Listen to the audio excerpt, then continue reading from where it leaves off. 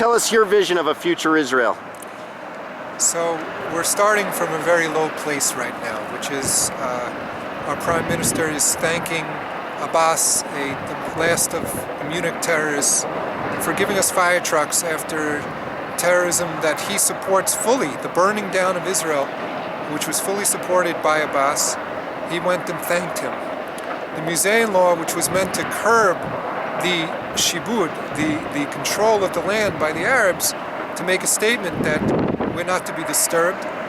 If you want to practice your religion, it doesn't mean that we also have to.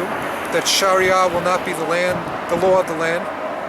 We're coming from a place where they just back down from that. In other words, Sharia law, in essence, is very much a part of Israel. The Arabs feel complete control and safety in their areas, and they come down to our areas with impunity. They walk through our streets. They're not attacked in our streets, in our major cities. They walk through freely. A Jew cannot walk in their cities. So what we have is Arab-controlled areas and Jewish ghettos. We're blocked in, we're fenced in. We cannot exit our areas for fear of being attacked and killed. They can come in our areas safely. We're coming from a very, very low place. 67 was the height. 50 years we've been going downhill. We need to reverse the trend. The first thing we have to do is to teach people to protect their own lives, because right now the government is allowing the coexistence and encouraging it.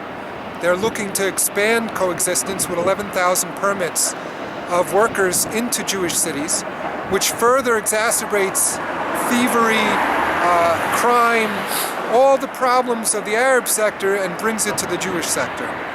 It also brings terror. There's no doubt and no doubt in my mind that terror is directly connected to bringing the Arab workers into our land. We've seen Arab construction workers kill Jews. We've seen attacks by those who know the outlay because they used to be workers. So the government is in complete support of terrorism right now, de facto, because what happens is there's no real response to terror. Terror pays very well.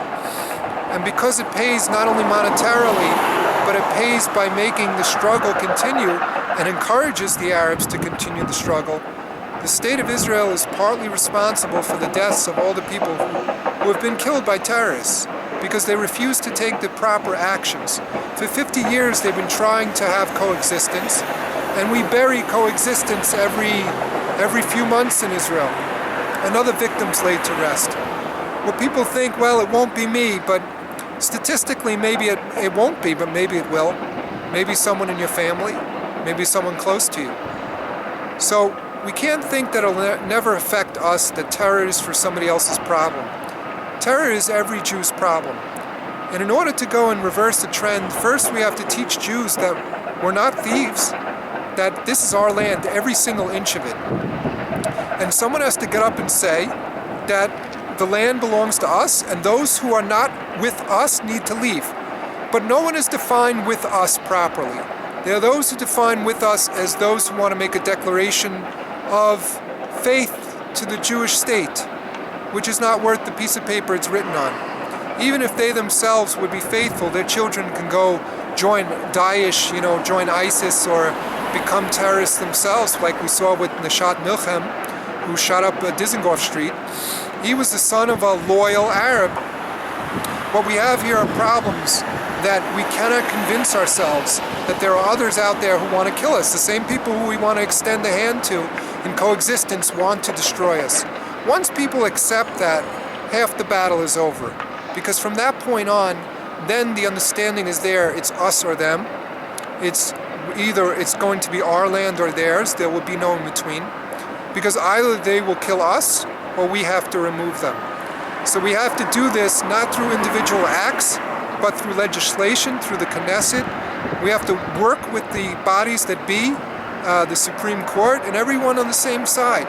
It can't be the Supreme Court and everyone else is trying to evict Jews from their homes and destroy the Zionist dream when we have Arabs coming and lighting half of Haifa on fire and making 80,000 homeless.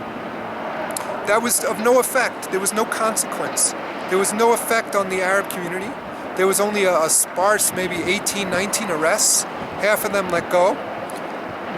Because they can go and a few teenagers can bring a nuclear power, the 10th largest army in the world, to its knees, they don't have the tools. They don't have the intelligence, the tools. They refuse to accept the truth. And the truth is that they cannot stay in our land. And it's not that they make a declaration and they can stay, like there are those who want to say. Right now, there are those inside and outside the Knesset that want to say, if an Arab would make a state of allegiance to the state of Israel, he can stay. That's not nearly enough, because if you understand the culture, if you live in the Middle East, you live in Israel, and you understand the Arab culture, a statement, a proclamation to the state of Israel is not going to outweigh their devotion and their faith to the Quran and to the Hadith and to all the 70 places where it says you must kill the infidel in jihad. It's gripped the entire community. It's gripped the society. They hand out candy when Jews are killed. They celebrate when Israel's burning. When Israel was being burnt in 1,700 fires in a week, there were many celebrations across Arab societies. These are societies that we cannot coexist with. And just because today they're not burning us down, just because today they're not firing snipers at us and ramming cars into us, doesn't mean tomorrow they won't be. So we have to understand that we have to take action before they come, which is Haba lahargecha hashkem v'hargo, means before they come and take proactive action. And that has to come from the Knesset, that has to come from the government. Individuals are not, it's not an individual act. This is something that must be brought into legislation and acted upon.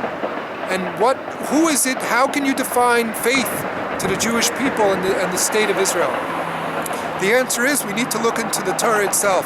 The Torah says, Lo yeshru ba'aretz echad pen yachtiu osechali, which means, translated, they will not dwell in your land because they will make you sin against me. And over there it talks about who is allowed to stay. There's a concept in Jewish law called ger toshav. So we have to create a ger toshav, which is those who want to stay have to accept the Torah over the Quran. And they have to accept the 7 mitzvahs that apply to the nations. And if they do not, it means that they're still loyal to the Quran. And therefore, they cannot stay in this land.